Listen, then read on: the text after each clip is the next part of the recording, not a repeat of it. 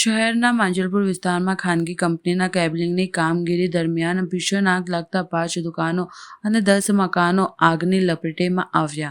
Cabling કરતા કર્મચારીઓ પણ દઝાયા હોવાની માહિતી મળી. શહેર માંજલપુર વિસ્તારમાં આવેલ સ્પંદન સર્કલ પાસે એક રહેણાંક કોમ્પ્લેક્સ ખાતે ખાનગી કંપનીના કર્મચારીઓ દ્વારા કેબલિંગની કામગીરી કરવામાં આવી હતી. તે દરમિયાન ગેસની લાઇન તૂટી ગઈ હતી અને અચાનક ભીષણ આગ લાગી હતી. આ આગ એટલી ભીષણ હતી કે તેમાં 5 જેટલી દુકાનો અને 10 જેટલા મકાનો આગની લપેટમાં આવી ગયા હતા, પરંતુ સદનસીબે મકાનમાં રહેતા લોકો આગની લપેટમાં આવતા બચી ગયા હતા.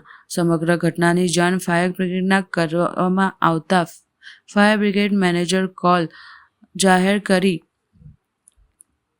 આગ પર કાબૂ મેળવવા ફાયર બ્રિગેડની ગાડીઓ સાથે પોલીસની ટીમ, ગેસ વિભાગના અધિકારીઓ ઘટના સ્થળે દોડી આવ્યા હતા અને કામગીરી હાથ ધરી હતી. ગેસ લાઇનમાં લીકેજને કારણે આગ લાગી હોવાનું અનુમાન છે. સૂત્રોના જણાવ્યા અનુસાર કેબલિંગની કામગીરી કરતા કર્મીઓ દાઝ્યા હોવાની માહિતી છે.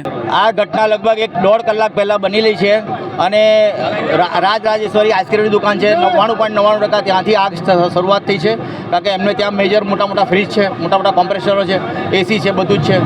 એટલે આગ ત્યાંથી સ્ટાર્ટ થઈ છે. એમને હમણાં જ રિનોવેશન કરાવેલું, એટલે કોઈ ઇલેક્ટ્રિશિયને કંઈ ગંભીર ભૂલ કરી છે અને મેજર કોલ કર્યા પછી 1 કલાક પછી ફાયર બ્રિગેડ આવ્યું છે.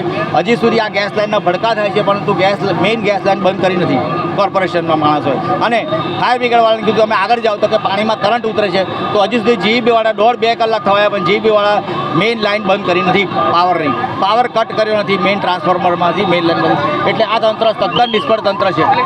हमें 4:55 में हमें एक कॉल आया था कि मांजलपुर इंटरप्राइज कॉम्प्लेक्स में जो है वहाँ पर आग लगी है, 3 दुकानें में आग लगी है. तो उस हिसाब से हम लोगों ने डिप्लॉयमेंट कर दी थी.